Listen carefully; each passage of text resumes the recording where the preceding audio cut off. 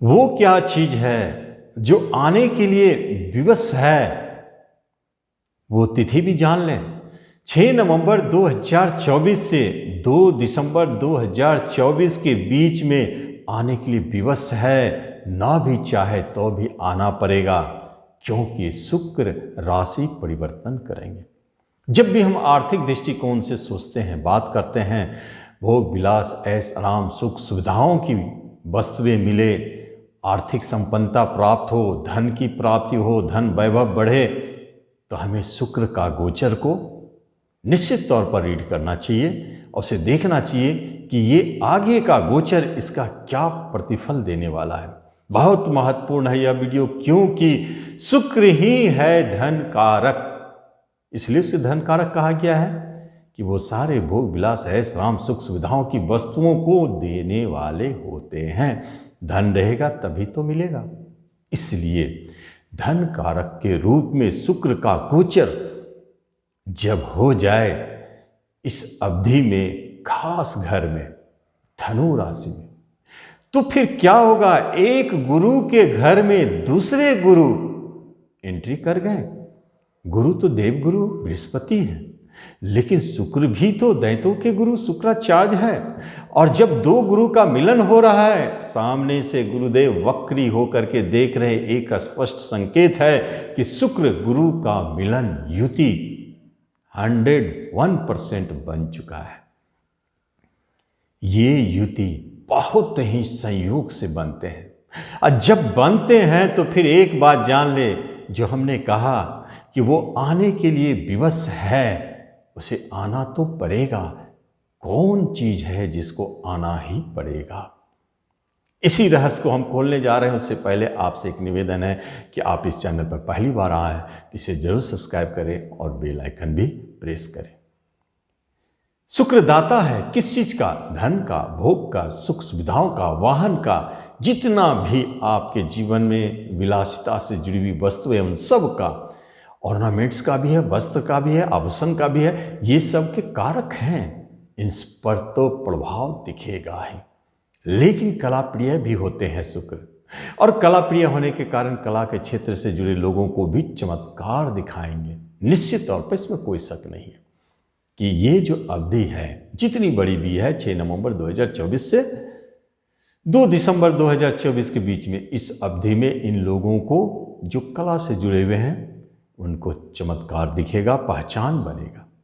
लेकिन राशिफल तो महत्व रखता है, और राशिफल के अनुसार तो इनका अपना कुछ न कुछ कारण तो बनता है कि किस राशिफल को किस ढंग से हम धन दे, कि वैभव दे, कि वाहन दे, क्या दे।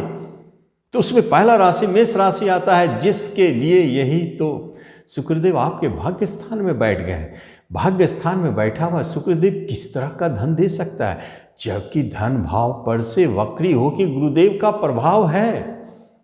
तो धन आने का जो जरिया है, एक भाग्य स्थान है, एक धन भाव है। दोनों को अगर जोड़ दिया जाए तो एक बात स्पष्ट है, धन को तो आना ही पड़ेगा, लेकिन माध्यम बनेंगे क्या? आपके पिता से आपको धन की प्राप्ति, क्योंकि भाग्य स्थान पिता स्थान है। भाग्य आपका धन के मैटर में आपका साथ दे रहा है, तो जहां से भी आप धन चाहते हैं उस धन को आना पड़ेगा।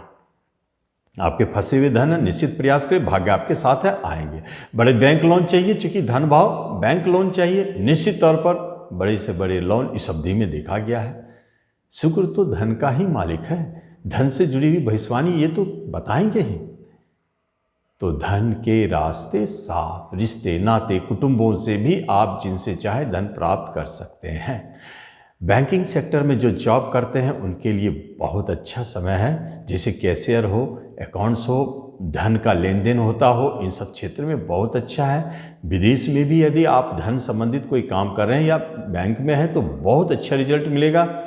वसीयत की प्राप्ति का योग बनता है।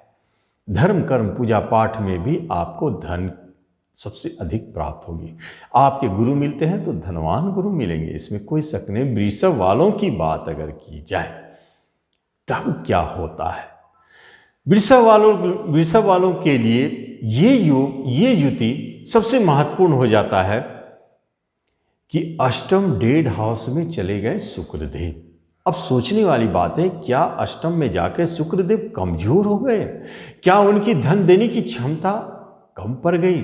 जबकि आपके राशि पर से शुक्र के घर में बैठे हुए गुरुदेव, देखिए शुक्र और गुरु का एक स्थान परिवर्तन भी है, इसलिए यह योग अति बलशाली हो जाता है।